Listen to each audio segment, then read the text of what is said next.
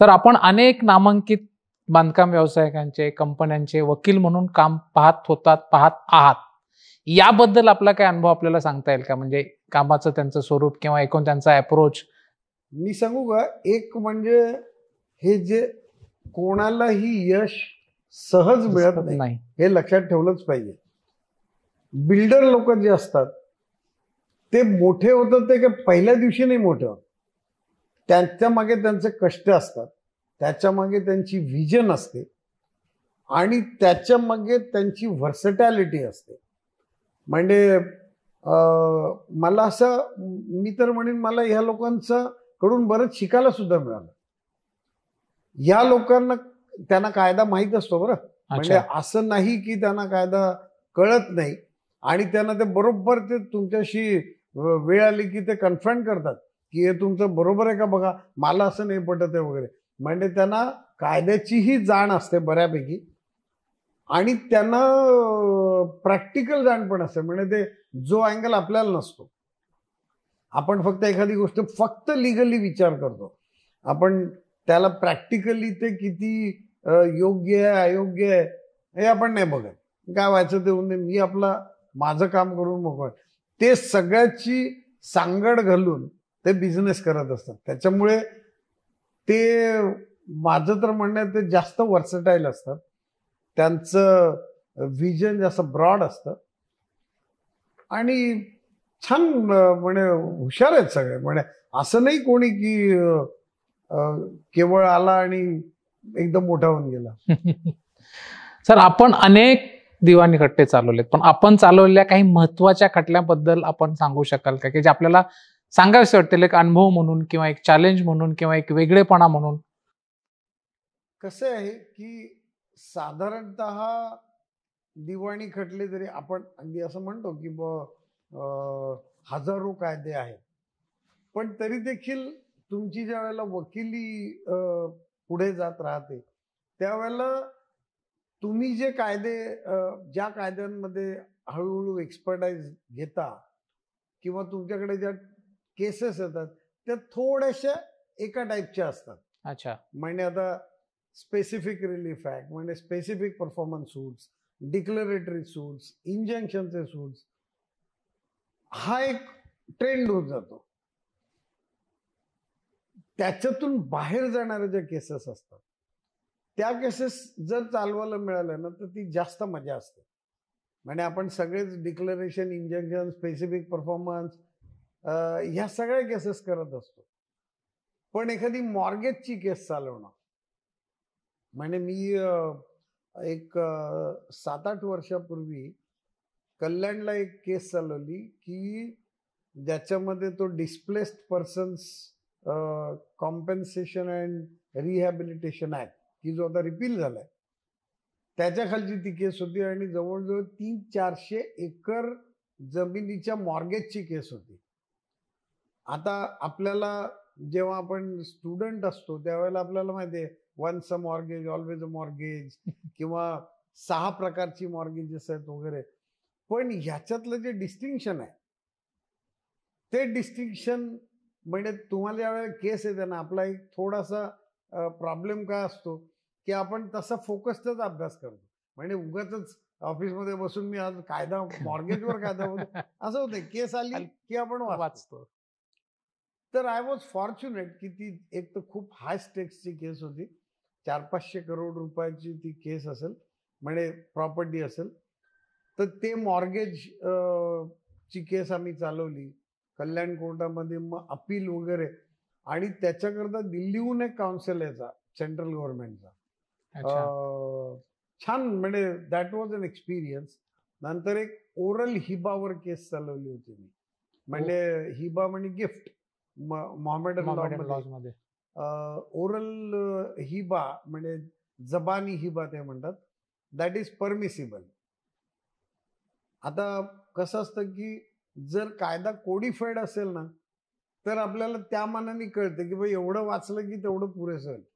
अनकोडिफाईड जो कायदा असतो तो म्हणजे समुद्र आहे की त्याच्यामध्ये काय काय आहे काय नाही. म्हणजे मी ही जी ओरल हिबाची केस चालवली होती त्यामध्ये माझ्या विरुद्ध बाजूला एक अतिशय निष्णात असा मुसलमान वकील होता. आता त्याचं रिलिजन असल्यामुळे त्याला ह्याच्यातल्या सगळ्या निटीग्रिटीज माहीत असतील. मला ती केस संपेपर्यंत टेन्शन होतं की हा काहीतरी कुठचं तरी एक असं दाखवायचा की जे मला माहितीच नाही, कारण अनकोडिफाईड लॉ. तर ती केस चालवायला एक मजा आली.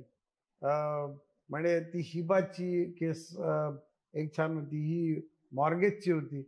नंतर एक आम्ही IPR म्हणजे इंटलेक्च्युअल प्रॉपर्टीची एका अमेरिकन कंपनीची केस ठाण्याला फाईल केली होती की ज्याच्यामध्ये डिफेंडंट सुद्धा अमेरिकन कंपनी होती, पण 1-2 इंडियन कंपनीत सुद्धा होत्या. आणि त्याच्यामध्ये काही खूप आम्हाला ड्रास्टिक ऑर्डर्स घेणं आवश्यक होतं. आणि तो कायदा एवढा वेगळा आहे, म्हणजे IPR मधलं फार वेगळा कायदा आहे तो. आणि ती चालवायला फार मजा आली मला. एकदा अशीच IPR मधलीच माय क्लायंट वॉज ही म्हणजे चायनीज कंपनी होती, ऑपोजिट साईडला जॅपनीज कंपनी होती मित्सुबिशी. खूप मजा आली ह्या केसेस चालवायला. नंतर एका जर्मन क्लायंटची केस डिफेमेशनची, ती मी चालवली होती. म्हणजे माय क्लायंट वॉज जर्मन आणि त्याच्यावर डिफेमेशनचा चार्ज केलेला होता. ओके. आणि ती आम्ही केस लढलो होतो. फार मजा आली होती त्याला. सर, काही रिपोर्टेड आपण चालवल्या आणि रिपोर्टेड झालेल्या केसेस अशा काय आठवतात? आहेत ना. आता ते एक निऑन लॅबोरेटरीज नावाची एक केस होती on the point of jurisdiction. अच्छा. ती केस रिपोर्ट झाली. म्हणजे आता मला ऑफेंड एकदम सगळ्यांनी आठवत आहे. नंतर आमच्या लोढा बिल्डर्सच्या 1-2 केसेस ज्या इथे चालल्या होत्या त्या रिपोर्ट झाल्या. रिपोर्ट बऱ्याच झाल्या असते. आता शेवटी असं की एकदम ऑफेंड असं नाही आठवणार. पण ही जी निऑन लॅबोरेटरीची जी केस होती ती आम्ही फाईल केली होती. ती ब्रिटिश कंपनीच्या अगेन्स्ट केली होती. ओके. आमची कंपनी इंडियन होती. आणि त्याच्यात त्यांनी ज्युरिस्डिक्शनचा पॉइंट काढला, प्रिलिमिनरी इश्यूज. तर तो आमच्या फेवरला झाला होता ट्रायल कोर्टामध्ये. पण हायकोर्टामध्ये आमच्या विरुद्ध गेला आणि सुप्रीम कोर्टामध्ये हायकोर्टाचं जजमेंट कन्फर्म झालं. अच्छा. पण त्याही वेळेला आम्हाला ते कॉन्फ्लिक्ट ऑफ लॉज वगैरे म्हणजे असे फार जरा वेगळा एरिया आहे ना तो, की anti suit injunction, conflict of laws हे जे प्रकार आहेत ते आपण आपल्या रुटीन प्रॅक्टिसमध्ये नाहीये. जरा काहीतरी वेगळं आलं की जास्त इंटरेस्ट, थोडासा जास्त वेगळं वाटतं. सर, मला एक थोडासा असा प्रश्न विचारायचा आहे की अशी एखादी केस आपल्याला आठवते किंवा आपल्या आठवणीत की अदरवाईज प्लीडिंगचा विचार करता, एव्हिडन्सचा विचार करता ती आपल्या विरोधातच जाणार होती, पण केवळ आपण युक्तिवादाच्या जोरावर किंवा आपल्या वकिली कौशल्याच्या जोरावर तिचा निकाल आपल्या पक्षकाराच्या बाजूने लागला? अशी एकदम ऑफेंड आठवणं कठीण आहे. का असतं तुम्हाला सांगतो मी. आपली जर केस असेल तर साधारणतः प्रत्येक वकिलाला कळतं की माझ्या पक्षकाराची केस किती म्हणजे पर्सेंटेज वाईज किती चांगली आहे. माझा एक्सपिरियन्स असा आहे की साधारणतः 80% जर वाईट असेल केस तर ती शक्यतो फिरत नाही. तुम्ही किती, शेवटी वकील is not a magician. Yes. वकिलाचं कौशल्य केव्हा उपयोगी होतं तर ज्या वेळेला केस 60-40 65-35 अशी असते त्यावेळेला वकिलाचं कौशल्य लागू पडतं. म्हणजे काही गोष्टी ज्या म्हणजे मला आठवतंय ते आपल्याकडे ठाणा बारला पूर्वी ते कॅन्टीन चालवायचं, वामनराव नावाचे. तुम्ही आले होते का त्यावेळेला प्रॅक्टिस मध्ये? बंडूचे वडील. बंडू पासून मी आहे. हा, तर ते जे वामनराव होते त्यांना काही कायदा बिदा माहित नसायचं. ते कॅन्टीन चालवायचे. म्हणजे सगळ्या वकिलांना चहा देणं वगैरे. म्हणजे ते आणि अभिमानानं सांगायचं मी डॉक्टर आंबेडकरांना सुद्धा चहा दिलेला आहे एवढं. म्हणजे असं तो मोठा माणूस होता. म्हणजे त्याही वेळेला मी आलो त्याही वेळेला ते खूप वयस्कर होते. त्यांची खासियत अशी की मला एकदा एक केस चालवत असताना ना मला 1914चं बॉम्बे गेझेटियर पाहिजे होतं आणि त्याच्यामध्येच ती केस मला म्हणजे माझ्या प्रश्नाला उत्तर होतं आणि ते मला जंग पछाडून कुठे मिळत नव्हतं. तर वामनरावांना मला कोणतरी सांगितलं, अरे आपली लायब्ररी आहे ना, त्याच्यात ते वरचे जे 4 खण आहेत त्याच्यात कुठच्या पुस्तकात काय आहे आणि ते पुस्तकाचं नाव काय हे फक्त वामनरावांना माहिती आहे. कारण की तिकडे सगळी अति जुनी पुस्तकं म्हणजे गॅझेटियर, क्विन्केनियल डायजेस्ट वगैरे अति म्हणजे 100 वर्ष जुनी वगैरे अशी होती. सर, आपण आता कलिगचा आपल्या सगळ्या सहकाऱ्यांचा विषय काढला, ज्युनियर्स. खरं तो शब्द आपण वापरत नाही आज इथे म्हणतात, आपण नेहमी सहकारीच म्हणता. आपले सगळे जे सहकारी आहेत ते सगळे यशस्वी वकील आहेत आज आम्ही पाहतो. तर त्याचं रहस्य काय आहे असं मला विचारायचं आहे. अगदी खरं सांगू का की ते यशस्वी होणारच होते. प्रत्येक जण, मी म्हटलं ना, मला अभिमान आहे की माझे म्हणजे अक्षरशः मला कोणी खोडच नाही काढता येणार की हे नाही. सगळे जणांनी म्हणजे इंडिव्हिज्युअली त्यांची क्षमता नेहमीच होती यशस्वी व्हायची. सगळेजण हुशार होते. त्यामुळे ते मी मगाशी म्हटलं तसं ते सगळे हिरेच होते. मी त्यांना काय दिलं असेल, अगदी आता काय असतं सिनियर म्हटलं की जरा थोडं आपण काय दिलं असं सांगायला आवडतं प्रत्येकाला. तर मी त्यांना जर काय दिलं असेल तर मी त्यांना फक्त एवढंच सांगितलं की रिमेन ऑनेस्ट. तुम्ही तुमच्या प्रोफेशनशी, तुम्ही तुमच्या ब्रीफशी आणि तुम्ही स्वतःशी नेहमी ऑनेस्ट राहा. ही ऑनेस्टी कशी, म्हणजे तुमच्याकडे ब्रीफ आलेलं आहे ते अर्धवट वाचणं, अंडर प्रिपेअर्ड मॅटर आर्ग्यू करणं, ही डिसऑनेस्टी आहे इन अ वे. तुम्ही कधी, you can never afford to be under prepared. तुम्ही नेहमी पूर्ण प्रिपरेशन करा. That is honesty to the brief. मी त्यांना म्हणजे त्यांनी अदरवाईज तसंच केलं असतं मला खात्री आहे, पण मी त्यांना हेच सांगितलं की रिमेन ऑनेस्ट. तुम्ही प्रोफेशनशी आणि म्हणजे माझे सगळे ज्युनियर सांगतील तुम्हाला की ते माझ्याकडे आजही म्हणजे कोणीही माझ्याकडे 30 वर्षापूर्वी ज्युनियर असेल, तोही माणूस आज एवढा मोठा वकील होऊन सुद्धा काहीही नवीन जर आणलं, समजा नवीन कार घेतली, नवीन हे घेतलं ते घेतलं, तर पहिले माझ्याकडे येऊन मला दाखवणार. हा त्यांचा मोठेपणा आहे. आणि आमचं एक जे बॉन्डिंग तयार झालंय ना सगळ्यांचं, म्हणजे we all treat us as a family अक्षरशः. आणि आम्ही बऱ्याच वेळेला भेटतो. 2 वर्षातून एखादा मी आमचंच गेट टुगेदर करतो विथ फॅमिलीज. त्यांनी काय होतं की एकमेकांचं जास्त हे कळतात.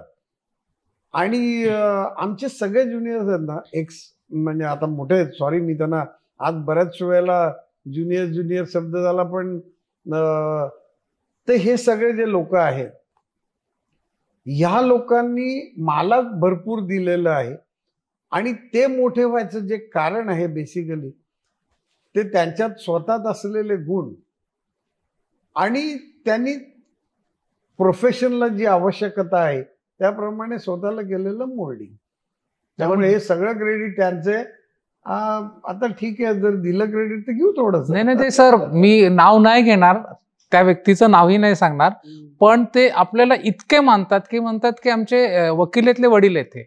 म्हणजे इतकं बॉन्डिंग आहे त्यांचं की, आणि प्रचंड आदर आहे म्हणजे आपल्या प्रत्येक गोष्टीबद्दल. आणि जसं आपण फार मोठेपणाने म्हणतात की आपण त्यांच्याकडून शिकलात, पण त्या प्रत्येकाचं म्हणणं असं आहे की आम्ही जे काही आज आहोत, जी आम्हाला सरांनी शिस्त लावले, जे काही सरांकडे आम्ही शिकलो, जे बारकावे असतील, आपण जे मगाशी म्हणाल की माझा प्रयत्न असतो की मला एक्सपर्टिझमच्या जास्त जवळ जायचं असतं, या सगळ्या गोष्टी नेहमी आपल्याला क्रेडिट देतात. सर, आपण त्यांना एक नेहमी एक कोट करत असतात, 10 years नो ब्रीफ. ते काय म्हणजे? ते नाही ते कसं आहे, मला माझ्या सिनियरनी कधीतरी सांगितलं होतं की तुम्ही जेव्हा एकदा वकिली प्रोफेशन मध्ये आलात की for first 10 years of your practising career just slog and don't expect money. The next 10 years, slog and get good money. And after completing 30 years, slog less, earn good money.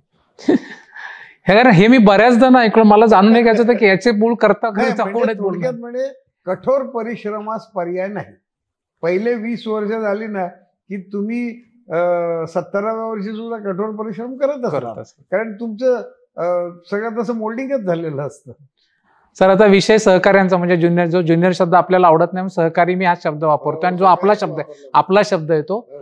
तर असं मला विचारायला आवडेल की आपण सहकार्यांची, नवीन येणाऱ्या सहकार्यांची निवड कशा प्रकारे करता? थोडा मी जास्त फॅस्टिडियस आहे. म्हणजे साधारणतः माझं असं एक समज आहे की प्रत्येक जी व्यक्ती असते ना, त्या व्यक्तीचा स्वभाव, त्या व्यक्तीला असलेला ओव्हरऑल अॅक्युमन कशाच्या बाबतीत हा त्या व्यक्तीच्या चेहऱ्यावर थोडासा तरी रिफ्लेक्ट होत असतो. अच्छा. मी असं बघतो की ती व्यक्ती म्हणजे मला बेसिकली अपील होतीये का, म्हणजे मला अपील होते का, म्हणजे मला सगळं बघायचं असतं की आमच्या चेंबरमध्ये, म्हणजे मी सांगितलं ना, वी आर अ फॅमिली. म्हणजे आमच्यामध्ये आता एखाद्याला फॅमिली मेंबर करून, समजा एखाद्या घरातल्या मुलीचं लग्न करायचं असलं तर जसं चौकसपणे वर संशोधन केलं जातं, तसं मी थोडं सहकारी संशोधन करतो की बाबा आपल्याशी जमलं पाहिजे व्यवस्थित. ते जर जमणार नसेल तर मग काय उगाच त्यांचा वेळ. बरं असं आहे की मी मगाशी म्हटलं तसं की पहिली जी वर्ष असतात ना ती उमेदवारी असते. म्हणजे तुम्हाला पहिले 1 वर्ष 2 वर्ष तर कळतच नाही की काय, म्हणजे मी वाचलंय आणि हे दुसरंच आर्ग्यू करतात. तुम्हाला त्या सगळ्या चेंबरची सगळी ब्रीफ एकदा तरी डोळ्याखालून जाईपर्यंत सहज 1.5 वर्ष जातात. तर तोपर्यंत हा सस्टेन करू शकेल की नाही सहकारी, त्यांचंही मला बघितलं पाहिजे. किंवा उगाच कोणतरी आलं म्हणून त्याला हे या उद्यापासून असं मी नाही केलं. मी त्याला थोडं असं जोखून घेतो की बुवा आपल्या फॅमिलीत सूट होणार आहे की नाही, मग चला. आणि फॉर्च्युनेटली माझे सगळे हे जे काही प्रयत्न होते त्याच्यामुळे आमची जी फॅमिली झाली ती वाढतच गेली. सर याच अनुषंगाने पुढचा प्रश्न असा आहे की सर्वसाधारणपणे आपल्याकडे, म्हणजे ठाण्याला काय किंवा आपण कुठल्याही वकील व्यवसायात ज्युनियर हा शब्द वापरला जातो, पण आपण मात्र सहकारी शब्द वापरता. याच्या मागे काय विशेष? नाही, विशेष कारण असं नाहीये. मला असं वाटतं की ते माझे सहकारीच जर आहेत तर त्यांना उगाच दुय्यम दर्जा का द्या, सहकारी आहे. काही लोक म्हणतात असिस्टंट, मला ते तर बिलकुलच आवडत नाही. तुम्ही शेवटी काय माहितीये का की एखादी गोष्ट तुम्ही, म्हणजे शब्द किती आपण वकिलीमध्ये योग्य वापरले पाहिजे. जर मी एखाद्याला असिस्टंट म्हटलं ना तर त्याला एखाद्या वेळेस फार ऑफेंडिंग नाही वाटणार जर पहिल्यापासूनच म्हणत असेल तर. पण जर मी सहकारी म्हटलं ना तर आपुलकी नक्की वाटेल. येस. आणि म्हणून मी सहकारी म्हणतो. आणि काय माझा थोडा स्वभाव आहे की का म्हणून दुसऱ्याला कमी लेखायचं. सर याच थोडासा अशाच पद्धतीचा पण एकत्र प्रश्न असा आहे की आपण कुठल्याही केसची तयारी करताना ती कशी करता आणि या तयारीमध्ये आपल्या सहकार्यांचा किती सहभाग असतो? आता कसं झालंय माहितीये का की आम्ही ज्या वेळेला वकिली सुरू केली त्यावेळेला एखादं रिसर्च करणं वॉज अ बिग जॉब. म्हणजे ती पुस्तकं, रेफरन्स बुक्स बघा, हे करा ते करा. मग 1-2 तासाच्या नंतर तो शिंपला बाहेर यायचा कुठेतरी. आता ही जी नवीन मुलं आहेत सगळी, त्यांचं टेक सॅव्ही असल्यामुळे, आणि आता बऱ्याच गोष्टी सॉफ्टवेअरमध्ये आहेत, ऑनलाईन आहेत, शिवाय सॉफ्टवेअर्स आहेत, तर ह्या लोकांचं रिसर्च फार फास्ट आहे आणि त्यांना फटकन कळतं सगळं की काय पाहिजे काय नाही, व्यवस्थित सगळं, म्हणजे कुठूनच्याही विषयावर कसंही ते काढू शकतात. तर मी काय करतो, आता आपल्याकडे हल्ली काय झालंय, एक ट्रेंड असं आहे, maybe due to proximity to Bombay, की ना खूप मोठी ब्रीफ्स आहेत आपल्याकडे सगळ्यांकडे. बघा तुम्ही, म्हणजे पूर्वी जे असं ते फोल्ड करून त्या कपाटात राहायचं ते आता नाही राहत, प्रत्येकाचं एवढं मोठं ब्रीफ आहे. तर एखाद्या मॅटरचं, म्हणजे माझा असा फंडा आहे की फॅक्च्युअली मी परफेक्टच पाहिजे. तिथे मी माझ्या सहकाऱ्यांवर विसंबून राहणार नाही. आता फॅक्च्युअली मी परफेक्ट जर असेल तर त्याला कोर्टचा कायदा कसा अप्लाय करायचा हे मला तर काही आपलं बेसिकली प्रोफेशन एक्सपिरियन्सच आहे. म्हणजे 30-40 वर्षात आपण खाल्लेले फटके, आपण दिलेले फटके, हे सगळं समजूनच आपण तावून सुलाखून निघत असतो. त्यामुळे आपल्याला एक बरीच वर्ष झाल्यानंतर एक चांगलं हे डेव्हलप होतं की बुवा या प्रकरणामध्ये हा कायदा बघणं आवश्यक आहे. तर मी माझ्या सगळ्या ज्युनियर्सना सांगतो, पूर्वी ज्या वेळेला ब्रीफ कमी असायची त्यावेळेला मी त्यांना सांगायचो की ब्रीफाच्या म्हणजे जे आपलं फोल्डिंग कव्हर असतं त्याच्या मागे तुम्ही 10 ओळीत प्लेंट आणि 10 ओळीत रिटर्न स्टेटमेंटचं जिस्ट लिहून ठेवत जा. म्हणजे उद्या तुम्हाला ऐन वेळेला जर जनविषयला काय मॅटर आहे तर तुम्ही उगाच पझल नाही व्हायला पाहिजे, तुम्ही ते बघून 1 मिनिटात सांगू शकाल. तर ते आता जमत नाही. तर तरी त्यांना मी सांगतो तुम्ही फॅक्ट्स वाचत चला. पण आता तयारी करायची असेल ना तर मीच ती तयारी करतो फॅक्ट्सची. फक्त मी त्यांना असं सांगतो की अरे अभिजित ते हा स्पेसिफिक रिलीफ ऍक्ट जो आहे त्याच्यामध्ये सबस्टिट्यूटेड कॉन्ट्रॅक्ट ही जी नवीन कन्सेप्ट 2018 साली इंट्रोड्यूस झाली तर त्याच्यावर काही असा कायदा मला हवाय. म्हणजे मला काय हवंय ते मी सांगतो. आता त्याला जर अगेन्स्ट असेल तर तो नक्कीच काढतो, कारण ज्यावेळेला त्याला फेवरेबल काढायला जाईल त्यावेळेला तो अगेन्स्ट मिळतोच. तर मी त्यांना ना असे क्रिस्टलाइज्ड पॉइंट्स देतो. कारण आता बेसिक बेअर ऍक्ट मला माहिती आहे सगळा, त्यामुळे मी त्यांना सांगतो अरे बा ह्या कायद्यातलं ही जी एक इंट्रिकसी आहे त्याच्यावर तुम्ही जरा काहीतरी रिसर्च करा. आणि माझे सगळे ज्युनियर फटाफट करून म्हणजे काही जणांना तर मी एन्सायक्लोपीडिया म्हणतो.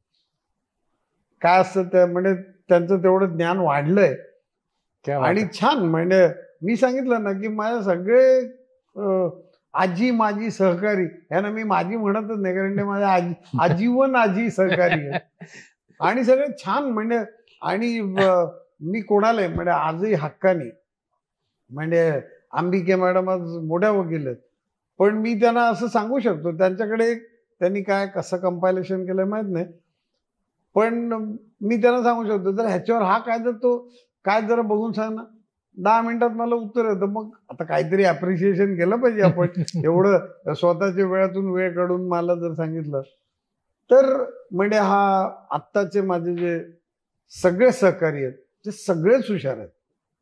प्रत्येक जण वेगवेगळ्या पद्धतीने आपली टॅलेंट मला सारखी दाखवत असतो. त्याच्यामुळे मी पण जास्त श्रीमंत होत असतो. सर थोडासा वेगळा पण या संबंधित प्रश्न आहे पुढचा. सहकारीच आपल्याकडे असलेले राजेंद्र काकडे गेले अनेक वर्ष आपल्या सोबत आहे तो, तर याबाबत काय सांगू शकाल आपण? आता राजेंद्र हा माझा अविभाज्य अंग आहे, कळलं का? त्याला म्हणे मी शिकलो समजा तर मला गरम पाणी आणून देण्याकरता राजेंद्र आणि कमलची अशी चढावड लागते की पहिले घ्या. म्हणजे हे आता काय म्हणजे मला ते 23 वर्ष काय ते 230 वर्ष जर आम्ही जगलो तर तरी ते राहणारच आहेत आणि मी त्यांना सोडणारच नाही. म्हणजे ही अर्थात हा त्यांचाच अंगुलपणा आहे, त्यांचा सॅक्रिफाईस आहे. मी असं नाही म्हणणार की मी काय त्यांना एक्स्ट्रा करतो, पण फक्त काय माहितीये का, माझं एक बिलीफ आहे की you must behave with the people the way you want them behave with you. मी जर त्याला प्रेम दिलं तर तो मला प्रेम देणार. मी त्यांना प्रेम दिलं, त्यांनी मला परत केलं. एवढं सोपं गणित आहे. त्यामुळे राजेंद्र किंवा कमल त्यांना काय म्हणजे मी त्यांना काही केलं तरी सुद्धा त्यांना चालतं. आणि हिरेच मिळालेत मला तर मी काय नशिबान आहे मी एवढं. नाही, ते स्वतःला नशिबान म्हणतात. मी पुढचा प्रश्न विचारतो त्याच्यात आपलं उत्तर आल्यामुळे विचारत नाही. आपला सारथी कमल जे आपण आता सांगितलं. सर आज आपण नामांकित यशस्वी वकील आहात, सगळे आपलं म्हणजे आपल्या कर्तृत्वाने या पोझिशन पर्यंत आलेला. पण कधी काळी अशी वेळ आली होती का वकिलीत की सातत्याने अपयश येते, नको ती वकिली, नको सोडून देऊया, आणि त्याच्यापेक्षा पुढचं त्यातून आपण बाहेर कसे पडलात? पहिलं तर अशी वेळ आली होती का, आणि आली असल्यास त्यातून ओव्हरकम कसं केलं आपण? Smart question. ऍक्च्युली सांगू का, आपल्या वकिलीमध्ये there are stages of frustration, I would say. आपल्याला असं वाटत असं की प्रत्येक मॅटर आपण जिंकलंच पाहिजे. साहजिक आहे, नथिंग रॉंग. आणि ही जी इम्युनिटी यायला पाहिजे ना, की शेवटी काय आपण आपल्या हातात काय, आपण आपलं काम करावं सोडून द्यावं, ती इम्युनिटी येतच नाही. म्हणजे हरलं मॅटर तर अगदी हरण्यासारखं असलं तरी सुद्धा एक अर्धा तास 1 तास वाईटच जातो आपला. तर ह्या ओव्हरकम केल्या पाहिजेत. म्हणजे तुम्ही हळूहळू मॅच्युरिटी डेव्हलप होऊन, हे कठीण आहे, पण तरी सुद्धा तुम्ही शेवटी कर्मण्य अधिकार असते, आपल्या कामात कुठेही कुचराई होता कामा नये. मग हे फ्रस्ट्रेशन थोडं कमी होऊ शकतं. तरी देखील म्हणजे तुम्ही जेवढे सेन्सिटिव्ह आहात तेवढा त्या स्टेजेस जास्त येतात. मलाही खूपच स्टेजेस आल्यात. म्हणजे एखादं चांगलं मॅटर ज्या वेळेला आपण हारतो ना, त्यावेळेला फार वाईट वाटतं. म्हणजे असं वाटतं की का, म्हणजे माझं काय चेहरा आवडत नाही का, काय आवडत नाही, का मी हारलो असा. तो एक भाग. पण जो तुम्ही त्याला अनुलक्षून दुसरा प्रश्न विचारला की मला असं वाटलं होतं का कधी की वकिली सोडा, अशी फेज कधी आली होती का? कंटिन्युअस अपयशच, किती प्रयत्न केले तरी? काय असतं, यश आणि अपयश. छत्रपती शिवाजी महाराजांचं मोठेपण कशात आहे असं विचारलं तर असं म्हणतात की छत्रपती कधी यशाने धुंद झाले नाहीत आणि अपयशाने कधी खचले नाहीत. ते खूप मोठे होते. आपण सामान्य लोक आहोत. आपण निदान त्या प्रयत्न करावा, त्यांचा तो गुण बाळगण्याचा जेवढा जमेल तेवढा ठीक आहे. आपण काय होतं माहिती की एखादी मॅटर जिंकलं की एकदम असं आणि हारलं की एकदम ते नाही होता कामा. आणि ते तुम्ही हळूहळू ही इम्युनिटी डेव्हलप करायलाच पाहिजेत, नाहीतर मग खूप त्रास होईल. हा एक भाग. आता दुसरा प्रश्न जो तुम्ही म्हटलं की मला कधी वकिली सोडावीशी वाटली होती का, ती वेगळ्या कारणाने, not because of the successive defeats. मला I don't remember the cause, पण 1989ला मला असं व्हायला लागलं होतं की आर्ग्युमेंट करायची वेळ जवळ आली ना की मला एकदम असं धडधडायला लागायचं. कारण काहीच नाही. पण म्हणजे मला असं वाटतं तर नको, आज ते नको करूया, आपण नको करूया. आणि मग मला खूप असा डिफिडन्स यायला लागला होता.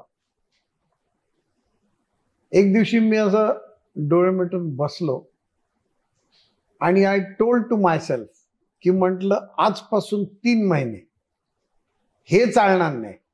3 महिन्यानंतर जर अशीच भीती वाटत राहिली तर क्विट द प्रोफेशन. तुझा काय, it's not your cup of T.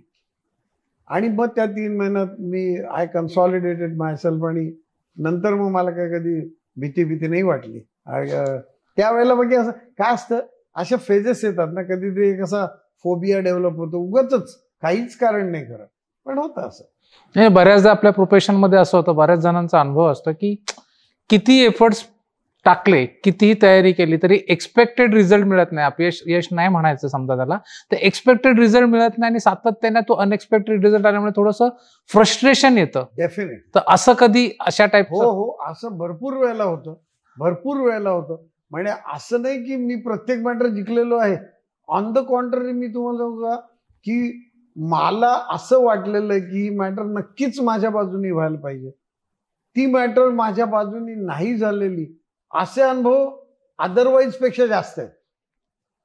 पण काय करणार होता त्याला. म्हणजे शेवटी असं आहे की आपण आपलं प्रयत्नात कुठे कमी पडत नाही ना, हे थोडं इंट्रोस्पेक्शन करावं. तुम्ही शेवटी काय देऊ शकता, you can write an order. म्हणजे मी असा प्रयत्न करतो नेहमी एखादा मॅटर हारल्यानंतर की म्हणजे इंट्रोस्पेक्ट करायचं की माझं काही चुकलं का, मी एखादा पॉइंट मांडायचा राहून गेला का.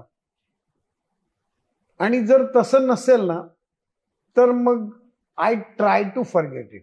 ते कठीण होतं, पण प्रयत्न करायलाच पाहिजे.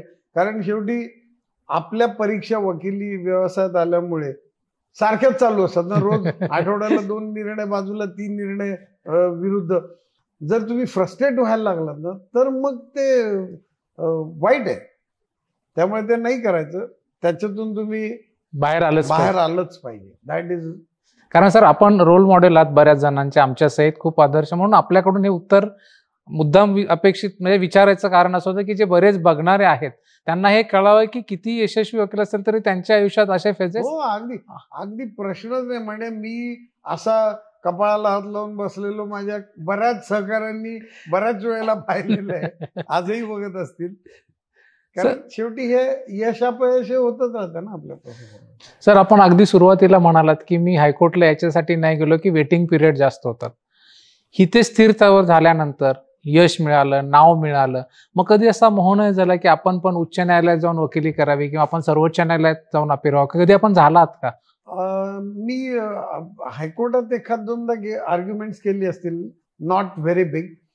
पण काय आहे माहितीये का, एकदा तुमची तुम्हाला माहिती आहे की डिस्ट्रिक्ट कोर्टातली वकिलीची पद्धत, हायकोर्टातली वकिलीची पद्धत, या सगळ्या एवढ्या भिन्न आहेत.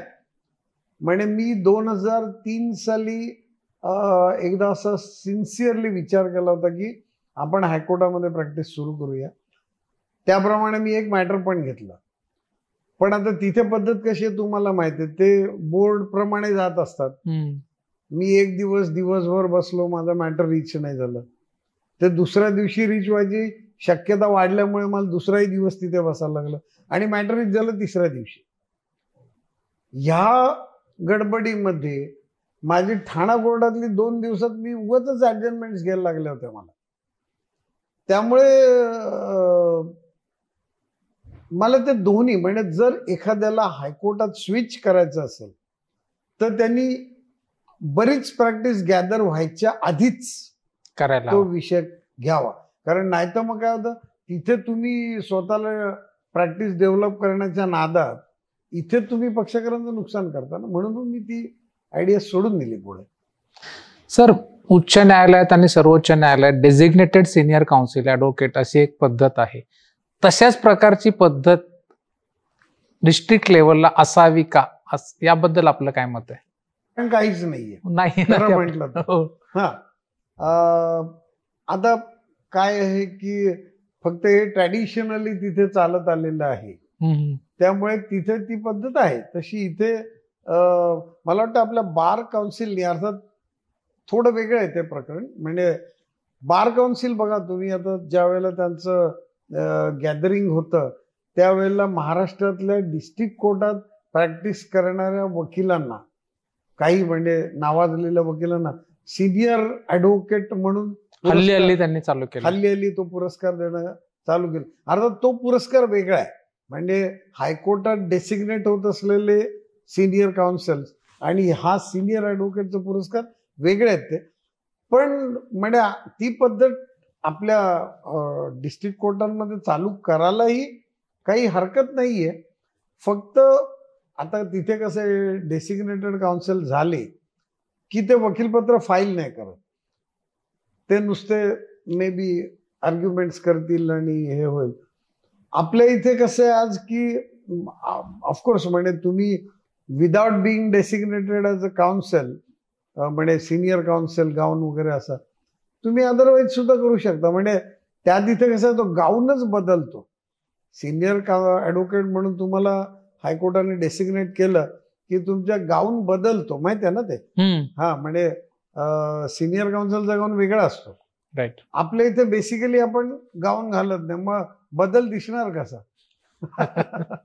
तो एक प्रॅक्टिकल प्रॉब्लेम असू शकतो. सर असा एखादा प्रसंग आपल्याला सांगता येईल, एक किंवा अनेक असतील, बऱ्याच असं होतं की आपण सुट्टीवर गेलोय, निवांत आहोत आणि अचानक एखाद्या केसबद्दल आठवतं आणि फार भयानक पद्धतीने आठवतं की त्याच्यात निगेटिव्ह काहीतरी आठवतं, अरे याच्यात असं झालं की, आणि मग आपण थोडेसे रेस्टलेस, असा एखादा प्रसंग आपल्याला. हा प्रश्न तुम्ही माझ्या कुठच्याही ज्युनियरला विचाराय, जुन्या म्हणजे, आणि ते तुम्हाला अगदी चपखल उत्तरं देतील. म्हणजे मी मगाशी सांगितलं त्याप्रमाणे म्हणजे आता माझ्या मुली लहान होत्या त्यावेळेला समजा मी माझी पत्नी आणि 2 मुलींना घेऊन गाडीने कुठेतरी निघालो आणि हरिनिवास स्टॉपला आल्यानंतर एक दुकानाचं नाव पाहिलं, न्यू इंडिया ट्रेडर्स, किंवा माझ्या डोक्यात असं घणघणाला लागायचं, अरे न्यू इंडिया ट्रेडर्सची केस माझ्याकडे होती, त्याच्यात काय झालं, कसं झालं. म्हणजे मी बऱ्याच वेळेला असं झालेलं, निघाले कुठेतरी मुंबईला जायला, कुठेतरी डिनर करण्याकरता, आणि हरिनिवासच्या सर्कलला U-टर्न मारून ऑफिसला, आणि मग आमच्या पाटील साहेबांना फोन, चला 15 मिनिटात या. ह्याचं काय झालं बरं. मला एक छान होतं, माझे सगळे जे सहकारी होते ते मला छान, त्यांना माझा स्वभाव माहीत होता की उगाच टेन्शन घेणारा माणूस आहे. ते मला सांगितलं काहीही नाही, ते मॅटर संपलंय, आपल्या फेवरला संपलंय. आणि तरी देखील मी त्यावेळेला त्यांना खूप छळलंय. मी हळूहळू म्हटलं आता नाही, त्यांच्यावर म्हणजे मला सुधारलं पाहिजे. आणि राजेंद्रला एक कळलंय की म्हणजे मला कुठे काय कधी हवं असतं, तो मला लगेच पुरावेच आणून देतो. तो खरा वकील झाला असता तर चांगलं झालं असतं. सर 6/7/2012 हे मॅटर संपलं की बघा ऑर्डर, म्हणजे मग मला एकदम चला सुटलो असं होतं. तर अर्थात पूर्वी मी जेवढा खूप टेन्शन घ्यायचो याचं, तेवढं आता घेत नाही, कारण की म्हणजे आता थोडं मी स्वतःला सुधारवलंय म्हणा की आपण जे करतो ते काही डोळे बंद करून तर करत नाही, त्यामुळे असं निग्लेक्ट नाही होणार कोणाला, पण पूर्वी फार झालंय.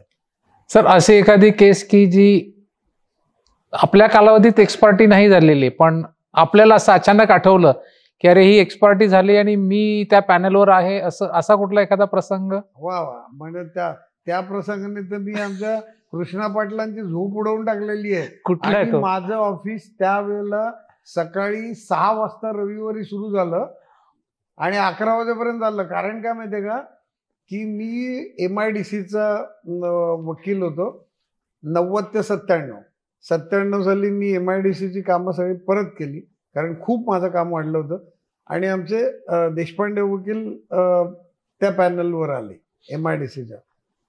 तर त्या दिवशी शनिवार काहीतरी होता, तर मी आणि देशपांडे वकील आम्ही असं ठरवलं, चला आपण आता दोघंच डिनरला जाऊन गप्पा मारू छानपैकी. तर आम्ही गेलो हॉटेलमध्ये, स्थानापन्न झालो. आणि देशपांडे साहेब मला म्हणाले की म्हणे अरे हे तुला एक सांगतो मी, त्या MIDCच्या मॅटरमध्ये तो कोण बाळा राघव पाटील, ती मॅटर एक्सपर्टी झाली, आज माझ्याकडे दरखास्त आल्या. काय करतात हे लोक कळत नाही, 40-50 करोडचा प्रश्न आहे. आता मी त्याला असं म्हणे, थोडं माझे हातपाय थरथरायला लागले होते. म्हटलं काय नाव म्हणालास तू? तो म्हणाला काहीतरी म्हणे बाळा राघव पाटील. समजा आता बाळा नावाचे बरेच वादी असतात, राघव नावाचे असतात, आणि पाटील तर किती जनरल आहे. मला ते असं 4-4 वेळेला मनात नाव घोळल्यावर मला हळूहळू कन्व्हिक्शन झालं की ती केस माझ्याकडे होती. तर मी देशपांडेला म्हटलं अरे नाही, मला ना जरा पोटात दुखायला लागलंय. खरं काय दुखत नव्हतं, डोकं दुखायला लागलं होतं त्या बाळा राघव पाटलामुळे. आणि मी म्हटलं आपण जाऊया, नको. घरी गेलो, पाटलांना पहिले फोन लावला, म्हटलं अहो ते काय आहे. पाटील म्हणजे MIDC म्हटलं की ते अथॉरिटी आहे, ती केस आपल्याकडे नव्हती. ती तुमच्याकडे कोणी, आपल्याकडे कधी नव्हती. मी सांगतो तुम्हाला. म्हटलंय बघा, माझं आता असं मला गॅरंटेड आठवते की ती केस आपल्याकडे होती. म्हणजे तुम्ही काय तुमचं आठवत नसेल, उद्या सकाळी 6 वाजता ऑफिसला यायचं, कारण रात्रीचे 10-20 वाजले होते घरी येईपर्यंत. हे सगळे माझे त्यावेळेला जे सहकारी होते त्या सगळे बिचारे 6 वाजता हजर. आणि त्याच्यानंतर म्हणजे ज्या वेळेला MIDCचे मॅटर्स माझ्याकडे होते, आम्ही त्यावेळेला सूट रजिस्टर लिहायचो. आणि ते सगळं रजिस्टर, सगळी जुनी बिनी काढून पाहिली.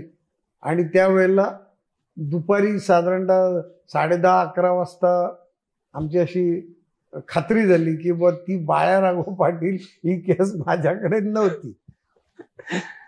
तर असे म्हणजे न खाल्लेल्या शेंगांची टरफल मी बऱ्याच वेळेला उचलले.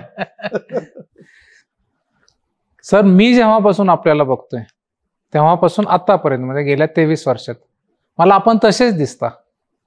याचं रहस्य काय? काय असतं, तुम्ही फिट राहिलात ना, एजिलिटी ही आपल्या प्रोफेशनला आवश्यक आहे. तुम्ही जर असे शॅबी राहिलात तर तुम्हालाच काम करण्यातला उत्साह राहणार नाही. जर तुम्ही फिटनेस दाखवला ना, म्हणजे रोज सकाळी वॉक केला, हल्लीचा जमाना असा आहे ना की तुम्हाला फिटनेस ही आवश्यकता आहे.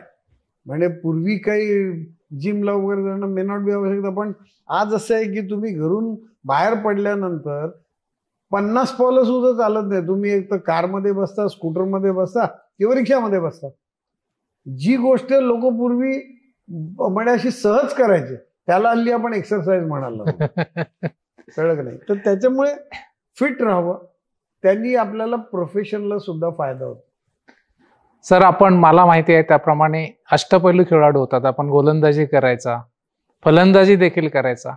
त्या आपल्या आवडीबद्दल, छंदाबद्दल, क्रिकेटबद्दल मी सांगितलं ना, मला सगळ्या गोष्टी आवडायच्या. आता अष्टपैलू माहितीये का, ही एक फार रिलेटिव्ह टर्म आहे. हा, अष्टपैलू म्हटलं तर जॅक ऑफ ऑल असतो, मास्टर ऑफ नन, हा, किंवा काही नसतो. पण असं झालं कधीतरी, मला आपले हेगडे साहेब नेहमी म्हणायचे, तू काय कसा बॉल टाकतो रे, मला एकदा सांग की तुला विकेट मिळते. म्हटलं खरं सांगू मला माहित नाही. फक्त समोर तो आपल्याला स्टंप दिसत असला ना त्याच्यात पडला पाहिजे एवढं बाळगायचं बस. आणि तेच तुम्ही फोकस, वकिलीत सुद्धा बाळगला पाहिजे. समोर स्टंप दिसलं तिथे बॉलिंग करत राहा, दॅट इज इनफ. असं ते.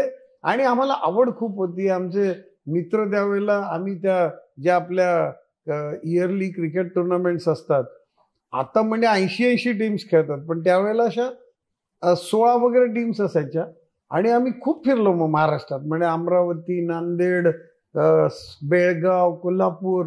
आणि आमचे सगळं मी, अरुण नवरे, श्रीधर पाटकर, कैलास देवल, रशीद खान, फार मजा यायची. आम्ही असं वी एन्जॉयड दॅट टाइम. असं ते सगळं आहे. त्यामुळे काहीतरी करायचो क्रिकेटमध्ये, बॉलिंग करायचो. कधी म्हणजे बॉलिंग नाही झाली तर बॅटिंग चालायची, कधी काहीच नाही चालायचं. सर, प्रोफेशनल एथिक्स बद्दल खूप आपल्यासाठी म्हणजे वकील वर्गासाठी खूप महत्वाचा असा हा विषय आहे. याबद्दल आपला अनुभव आणि आपलं मत काय? वेल, आता प्रोफेशनल एथिक्स काय माहितीये का, की हल्ली काळ कसा आलाय की जी गोष्ट ही तुमच्यात पाहिजेच त्याला हल्ली क्वालिटी म्हणायला लागले. म्हणजे तुम्ही एथिकल वागलंच पाहिजे ना, अनएथिकल वागूच नाहीये. म्हणजे प्रोफेशनल एथिक्स जे आहेत ते तुम्ही नीट पाळलेच पाहिजेत. Is a basis. त्याला क्वालिटी म्हणतात कामा नाहीये. म्हणजे आज तुम्ही वकील झाल्यानंतर तुम्ही ज्या वेळेला असं समजाल की मी काहीतरी देणं लागतो, कोणाला, पक्षकारांना, ज्युडिशियरीला आणि ओव्हरऑल समाजाला, हे तुम्ही ज्या वेळेला भावना मनात ठेवाल त्यावेळेला तुम्ही न बोलता प्रोफेशनल एथिक्सचं आचरण कराल. ज्या वेळेला तुम्ही स्वतःचा वैयक्तिक विचार करता त्यावेळेला ते घसरण सुरू होते आणि मग अनएथिकल वागणं सुरू होतं. आज आपल्या प्रोफेशनला पूर्वी म्हणायचे की it is a Nobel profession. मला असं तुम्हाला सांगायचंय की आपण तो नोबेल आहे, तो नोबेलच प्रोफेशन राहावा ही जबाबदारी आपलीच आहे ना. डेफिनेटली. म्हणजे इतर लोकांनी एथिकल वागावं, आपण जास्त एथिकली वागलं पाहिजे. त्याच्यामुळे माझ्या सगळ्या नवीन सहकार्याने हेच सांगणं असेल की तुम्ही ऑनेस्टली काम करा, तुम्ही रिमेन ऑनेस्ट. कारण फार आपण कसोशीने पाळतात आपल्या बाबतीत, फार कसोशीने या गोष्टी अत्यंत बारकाईने आपण याच्याकडे लक्ष देऊन पाळत आहात असं मला वाटतं. म्हणून म्हटलं की आपलं मत याच्यावर खूप नाही, हे काय मी सांगितलं तसं ना, ते वागलंच पाहिजे. तुम्ही पक्षकाराशी ऑनेस्ट राहा, तुम्ही सिस्टीमशी ऑनेस्ट राहा, तुम्ही तुमच्याकडे जे काही देता येईल ते सगळं देत राहा. म्हणजे असं म्हणतात ना की every rising sun gives you new opportunities. तुम्ही काल चांगलं आर्ग्युमेंट केलं आणि आज जर तुम्ही वाईट केलं तर तुमची लगेच घसरण सुरू होते. तुम्ही एक क्वालिटी मेंटेनच करायला पाहिजे, ती एथिक्सची असो, ती तुमच्या प्रोफेशनची असो, जी असेल ती. एकदा तुम्ही ते पाळायला लागलात ना की तुमच्या एक स्वभावधर्म बनून जातो ना, म्हणजे त्याच्याकरता काही एफर्ट्स करायची जरूर नाही पडत. सर, आपल्या रेझर शार्प मेमरीचं रहस्य काय? अरे बापरे. रेझर शार्प वगैरे काय राहतात काही काही गोष्टी लक्षात चांगलं. काही नाही, खूप चांगल्या पद्धतीने राहतात. नाही काय आता म्हणजे मी परिश्रम करतो. I trust in that.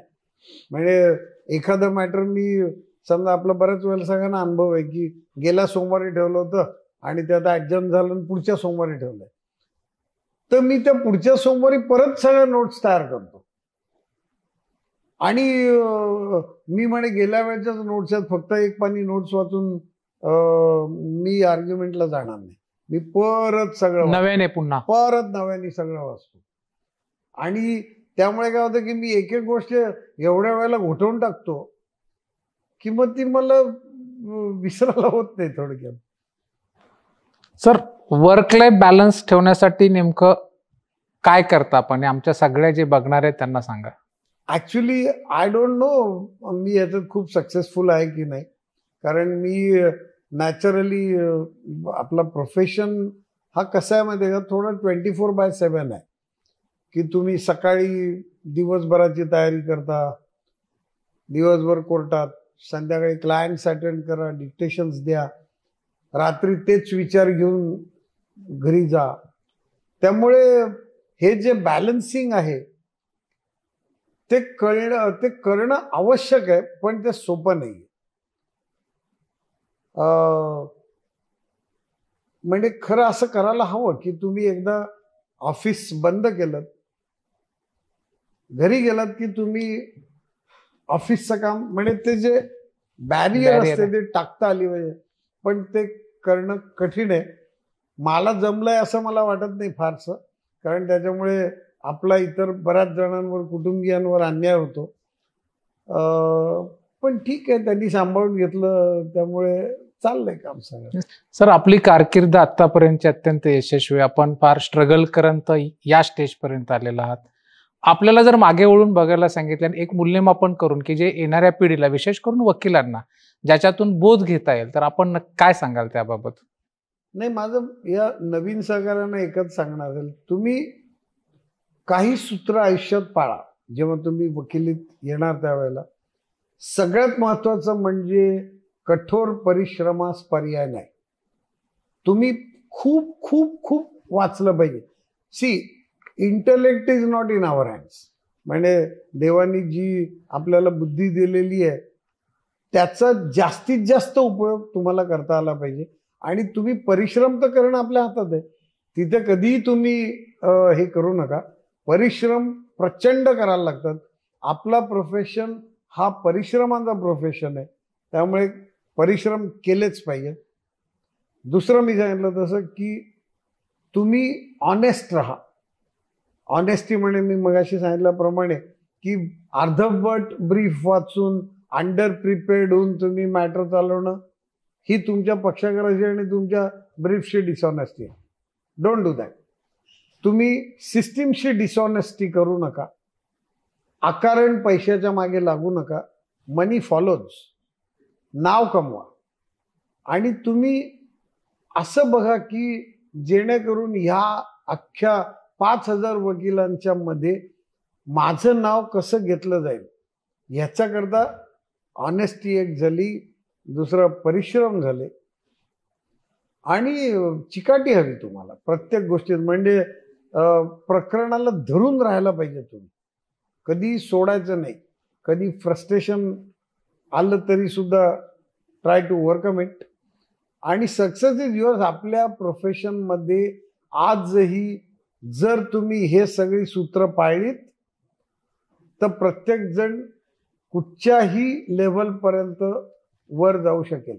आपलं एक प्रोफेशन असं आहे की जिथे आपल्याला मानमरातब आहे समाजामध्ये, आपल्याला खूप चांगले पैसे मिळतात. आता एवढं जर आपल्याला मिळत असतं तर आपण जे देणं द्यायचं लागतं त्याच्यामध्ये नाही मागे पुढे पाहिलं पाहिजे. हेच जर सहकारी वकील मित्रांनी पाळलं नवीन येणाऱ्या, तर त्यांचा भविष्याकडे उज्ज्वल आहे. Sir, thank you very much. आपण आपल्या अनुभवाचा सगळा अनुभव आमच्यासमोर उलगडलात. आपलं स्ट्रगल, आपलं यश, आपण तयारी कशी करता हे आम्हाला सांगितलं, जे बऱ्याच वकिलीत येणाऱ्या वकिलांना खूप फायदेशीर ठरेल. जसं मी सुरुवातीला म्हटलं होतं की आगाशे साहेब फक्त यशस्वी आगाशे साहेब लोकांना माहीत होते. मला वाटतं कदाचित या माध्यमातून साहेबांचा स्ट्रगल काय होता, त्यांनी किती मेहनत घेतले, त्यांचा सिस्टमॅटिकपणा किती, या सगळ्या गोष्टी लोकांपर्यंत पोहोचतील. आपण इथे आलात, आम्हाला मुलाखत दिलीत, आपला सगळा जो जीवनपट आहे तो आमच्यासमोर उलगडलात. विधी फाउंडेशन तर्फे सर आपले खूप खूप आभार. Thank you very much. मी ही विधी फाउंडेशन, तुम्ही संजय म्हात्रे, तुम्ही करत असलेल्या कार्याचं असंच तुमचं कार्य चालू राहो. माझी जी काय मदत लागेल ती मी करो आणि माझ्या खूप खूप शुभेच्छा तुम्हाला. धन्यवाद सर. एक टोकन ऑफ अप्रिशिएशन, फक्त आमच्याकडून एक छोटीशी भेट आपल्याला सर. या म्हात्रे साहेब या. Thank you sir. याच्यात कॅलेंडर पण आहे. Thank you sir. Thank you so much. Thank you very much sir.